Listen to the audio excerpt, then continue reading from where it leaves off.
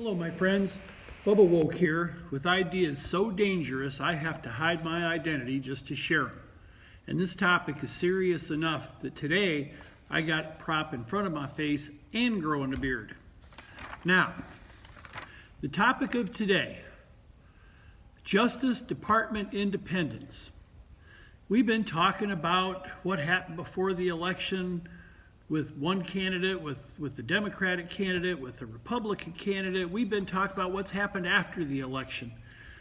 And what bothers me about all these conversations is for some time we've been hearing about this concept of Justice Department independence.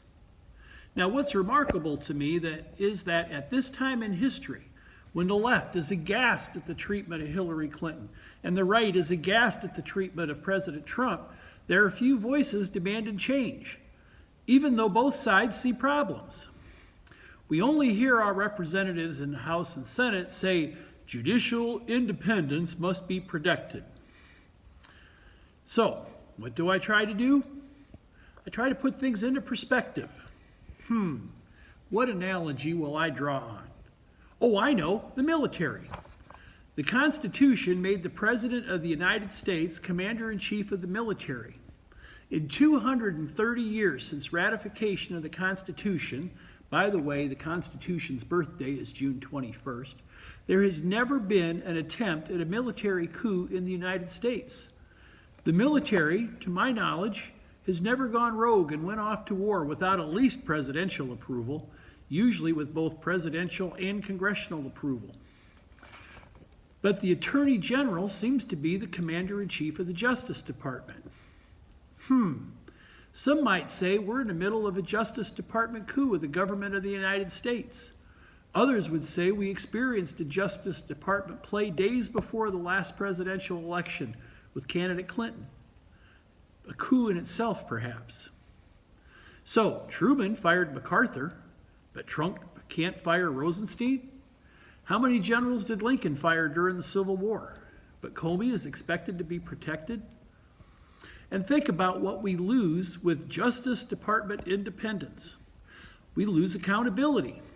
You see, as Commander-in-Chief, when a general does wrong, the President has the ultimate blame, don't they?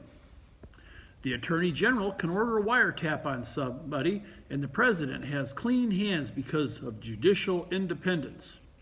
Look up in Wikipedia the name of the Attorney General who ordered the wiretap on Martin Luther King Jr.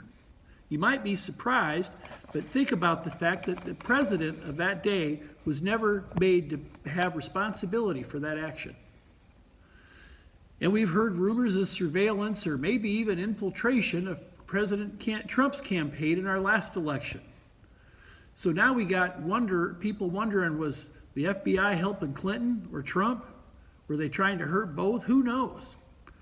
But the president whose watch that happened on can claim deniability only because of this Justice Department independence. And think about it. If the Justice Department is in the executive branch and the president runs the executive branch, then whatever the Justice Department did is ultimately, in my mind, the president's responsibility. But it's even worse than that. You see, the Justice Department is the only police department, the only policeman the Justice Department has to be concerned with. Seems like the only emails that are safe from exposure are Justice Department emails, even from court order.